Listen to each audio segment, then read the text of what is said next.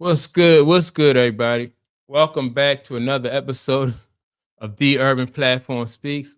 Make sure to like and subscribe as you come into the channel. Check out the content.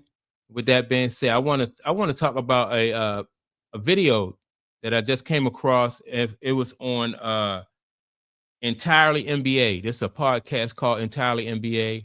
They had Mario Chalmers and they had Dwight Howard on there, right? And these guys were basically talking about how LeBron James, like LeBron James had Dwight Howard kicked off the team for calling him a B, right?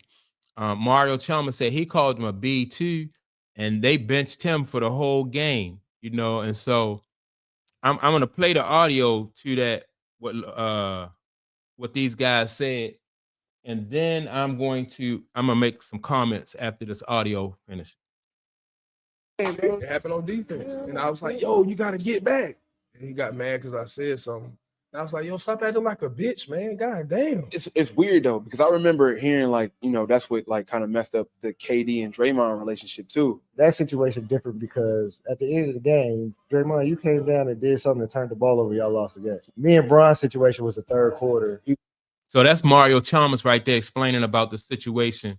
But before they finish, right, LeBron James and Kevin Durant are two very sensitive guys. Like if you say something about Kevin Durant on social media or on TV or anywhere, like any of those guys, Kevin Durant, he reacts to that kind of stuff, and that stuff gets under his skin. LeBron James is the same way.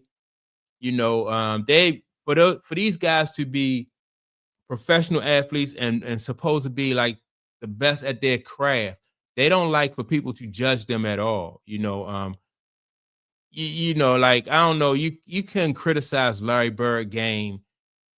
I know, it just wasn't hurt. Like you'll criticize or you'll say something about his Larry Bird. Know damn well you can't touch him, or Magic Johnson. You can't touch these guys. So why should they care about what somebody on a newspaper or on a TV show, or wasn't no podcast back then? But in no way in the world I could say something that would affect Larry Bird to even acknowledge me. Like Magic, they, if yeah, I mean, no way, Charles. None of those guys, you couldn't get those guys to even acknowledge you. But now you got these guys who will come on to social media and podcasts and talk. What Kevin Durant just said something about fans, putting fans down. So it's a whole different ball game when you had these sensitive guys on these podcasts and on these basketball teams, really. We was down. We still up winning that game by 20. So Yeah. mine was more of a like, bro, come on, man, stop all this. Like trying to rally niggas together. Stop all this bitching. Let's just play basketball. I know what you said, but what did you say? When we got into it, all this bitching that we doing, like we gotta stop acting like bitches. Just play fucking basketball. Like, man, you the best player out here. Stop being a bitch and go play. I said that, man, and I got kicked off the Lakers. I got bitched the whole game, bro. It happened on defense. And I was like, yo, you gotta get back. And he got mad because I said something. And I was like, yo, stop acting like a bitch, man. God damn. All right, so now LeBron James is not known for playing defense, and he played with what's the guy, Dwight Howard. He played with Dwight Howard when they were in the bubble, right, on the Lakers. So he wasn't playing defense then. He wasn't all that good at defense then. Then Mario Chalmers said that his defense was lacking when he was with Miami, right? When have you ever heard in any sport a franchise ball player needing a role player to motivate them or try to give them, like, to rally them or give them a pep talk? All Mike missed shots, Magic missed shots, Bird, Isaiah, all those guys missed shots. All those guys made mistakes. But none of those guys will ever get criticized or talked about because of their effort on the court. Kobe, these guys, all those, you couldn't play basketball. Like, they got a thing now, like a two-way player. You couldn't play basketball if you wasn't a two-way. Like, what is that? What's a two-way? You got to play at both ends. You can't just score on one end and then go sit on the bench, you know, until y'all team get the ball back. You still had to defend. So everybody had to be a two-way ball player, you know, and for LeBron James to be in a position where Mario Chalmers is telling you to stop acting like a B and come on and play some defense, you know, you got to get back. Dwight Howard talking about you got to get back.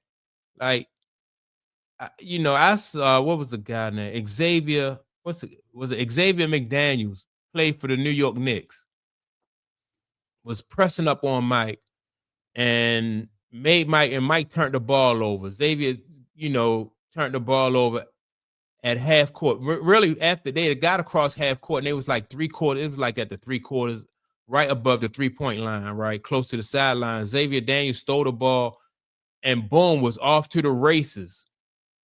Mike didn't look at the referee. He didn't, you know what I mean? Immediately, Mike sprinted down there and knocked the ball, like before Xavier McDaniels could shoot the ball, before he was getting ready to bring the ball up for a layup. At the last second, Mike hit the ball went off his leg, and the Bulls get the ball back. You know, whereas though you see sometimes players for the day, they will lose or turn over the ball and look at the ref and want the ref to bail them out. Like, ref, you're not going to call that? I just got fouled. That's not how they got down, you know, back in the days. You know, if you made a mistake, you had to you had to make that right. You had to make that good. You know, might not be, that might be the basket. The difference between winning and losing a game. And those guys back in the days just didn't give you that. They didn't, you know what I mean? You got nothing. You had to work for every basket you got against those guys.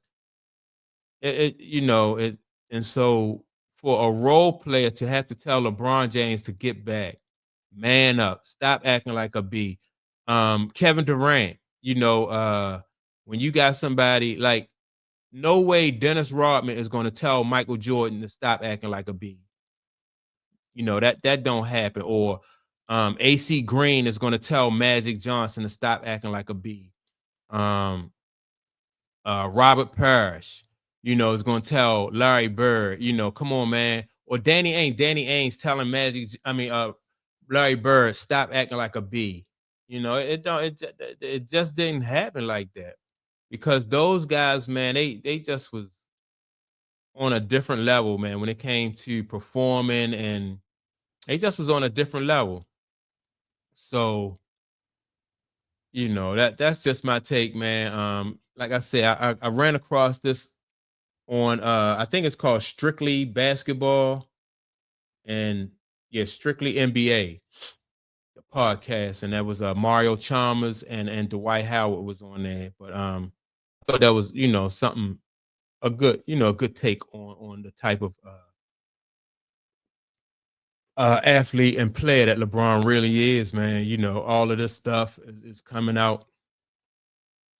You know, for a while, used to be players was like, didn't want to really say anything, but now, man, it's just like an avalanche of so many different people just speaking out, you know. And I you know, these shortcuts that LeBron has taken throughout his career is just starting to come back and bite him, in my opinion. So that's my take on it. Make sure to like and subscribe. Don't forget to leave a comment, and I will check you all out in the next video. Peace.